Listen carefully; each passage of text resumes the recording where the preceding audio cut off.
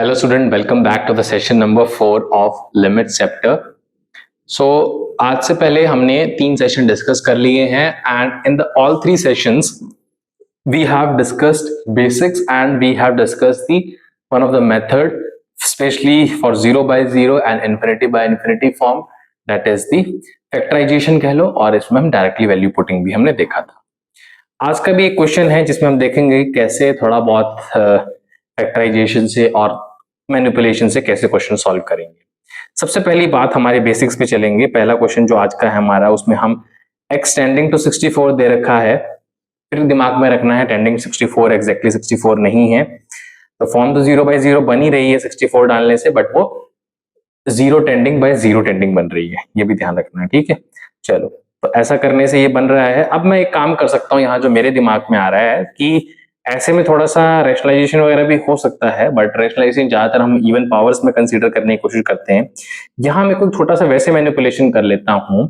मैं करता हूँ x को, एक मिनट, x को क्यों ना मैं y की पावर 6 पुट कर लूं या 3, चलो y की पावर 6 पुट कर लेते हैं. ऐसा करने से होगा क्या, जो ऊपर है वो बन जाएगा मेरा y की पावर 6 यानी कि y क्यूब आ जाएगा ऊपर -8 डिवाइड बाय नीचे आ जाएगा y स्क्वायर -4. अब आप ध्यान दो, अगर आपने x को y6 पुट किया है तो लिमिट भी चेंज होगी. जब x 64 को टेंड कर रहा था तो y की वैल्यू 2 हो जाएगी, यानी कि लिमिट y टेंडिंग टू 2 बन जाएगा. बस अब जो ये आंसर देगा या मेरा ओरिजिनल एक्सप्रेशन जो आंसर दे रहा था वो सेम होगा, क्योंकि हमने लिमिट को भी चेंज किया और हमने वेरिएबल को भी चेंज किया. अब आपके लिए आसान हो जाएगा. ऊपर वाला जो फॉर्मेट है वो है y क्यूब माइनस 2 क्यूब, यानी कि a cube minus b cube, जिसको हमें सॉल्व करना आता है, यानी कि y minus 2 into y square plus 2 square plus 2 into y. समझ रहे हो आप? A cube minus b cube is a minus b plus a square plus a b plus b square. तो उस हिसाब से हमने ऊपर वाले को सॉल्व किया. एंड नीचे वाला भी वाई स्क्वायर माइनस 4 स्क्वायर, यानी कि वाई नॉट 4 स्क्वायर 4 यानी कि 2 स्क्वायर, तो y minus 2 into y plus 2 में आप ब्रेक डाउन कर सकते हो. फायदा क्या होगा आपका, ये फैक्टर जो 0 बाय 0 फॉर्म बना रहा था वो कैंसिल हो जाएगा. तो कहीं ना कहीं आप उसको रिमूव करके आपके लिमिट्स के आसपास पहुंच पाओगे. जैसे अब आप y टेंडिंग टू 2 पुट करोगे तो आपके लिए आसान हो जाएगा. नीचे डिनोमिनेटर में 4, ऊपर यहाँ 4, यहाँ 4 और 4, तो 3 टाइम्स ऑफ 4 डिवाइडेड बाय 4, यानी कि आंसर आपका 3 आ जाएगा. And I think this is option number, तो ऑप्शन 2 आगे दे रखे हैं, यानी कि 3. ठीक है, आपको क्वेश्चन समझ आया होगा. डायरेक्टली आपने जब क्वेश्चन को ऑब्जर्व किया, आपके दिमाग में कहीं ना कहीं रेडिकल्स को देख के रैशनलाइजेशन जरूर आया होगा दिमाग में, बट देखो कि ये इवन रेडिकल है, पावर 1/3 है, तो कहीं ना कहीं थोड़ी दिक्कत हो सकती है.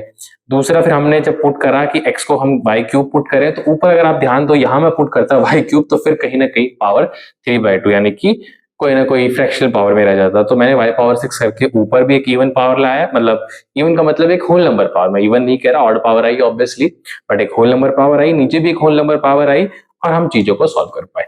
तो this type of manipulations are not like written on a book कि आपको हमेशा इसके लिए यूज करना पड़ेगा, थोड़ा बहुत तो दिमाग लगाना पड़ेगा. तो now let's come to the question number next. तो ये इसका प्री रिटन सॉल्यूशन है, जहां आप देख सकते हो ऑलरेडी वही किया जो मैंने आपको बताया. Now let's come to the next question for today. Limit x tends to 2, x square minus 3x plus 2 x square plus.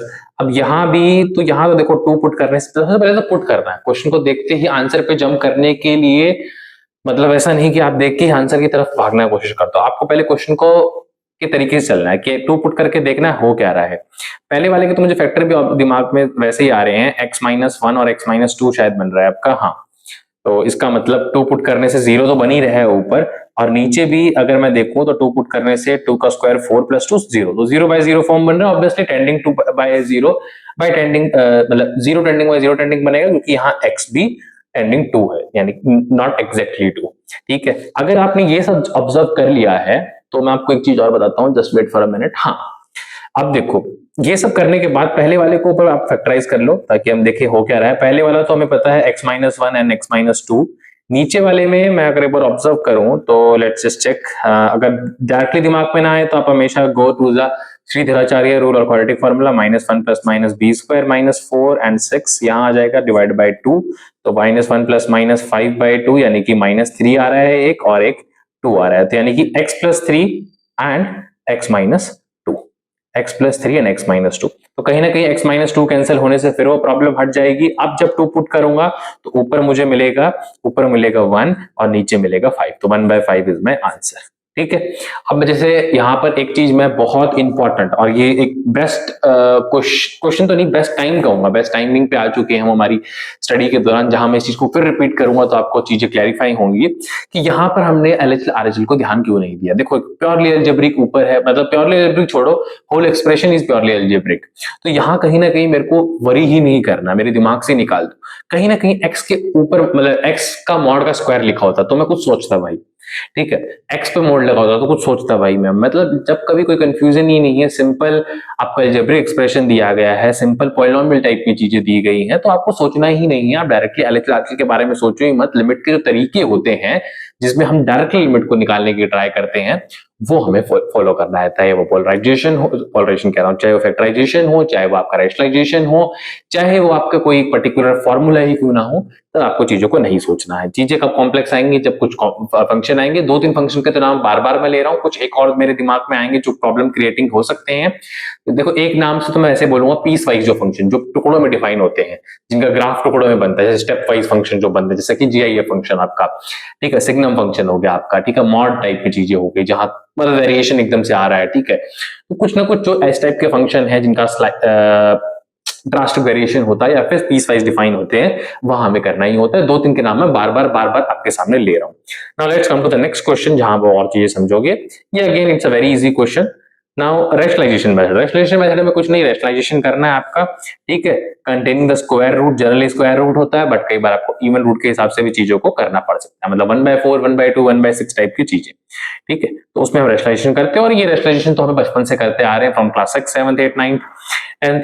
और अब यहाँ पर रैशनलाइजेशन करेंगे to get our limit expression in a better form so that we can solve. अब देखो पहले तो question को वही कि जब आप पुट कर रहे हो एक्सटेंडिंग टू 0, तो ऊपर आपका 0 बन रहा है, नीचे भी 0 बन रहा है, 0/0 फॉर्म बन रही है।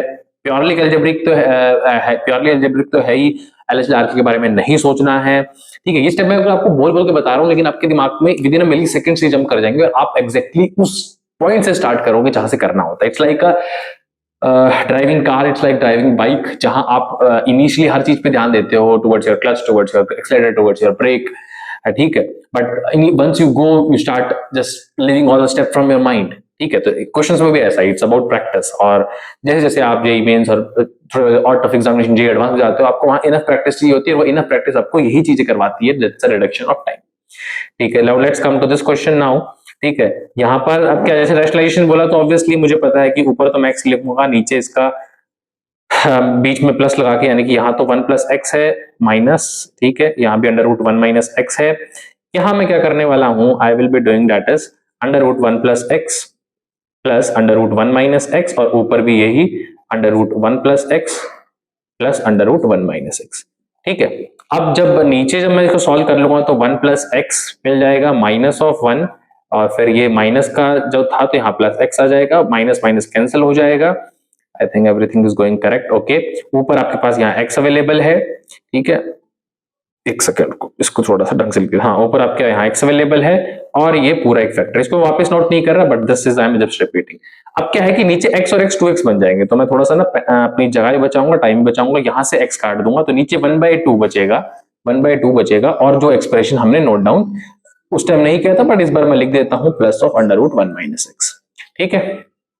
I think you guys got it correct. Now आपको बस पुट करना है, चेक करना है कि क्या स्टेज पे आ चुके हैं, चीजें रिमूव हो रही है, हाँ हो रही है, 1 और 1, 2/2 that is equal to 1 is my answer. कई बार 2 बार भी रैशनलाइजेशन करना पड़ सकता है, 2 बार भी फैक्टराइजेशन करना पड़ सकता है। जो क्वेश्चन अभी तक हमने देखे उसमें एक बार फैक्टराइजेशन से 0/0 इंडिपेंडेंट फॉर्म रिमूव हो रहा था, हम डायरेक्टली पुट कर रहे थे, बट तरीका यही होता है कि 0/0 जब तक रिमूव नहीं हो रहा, put and check and try to remove that, ठीक है।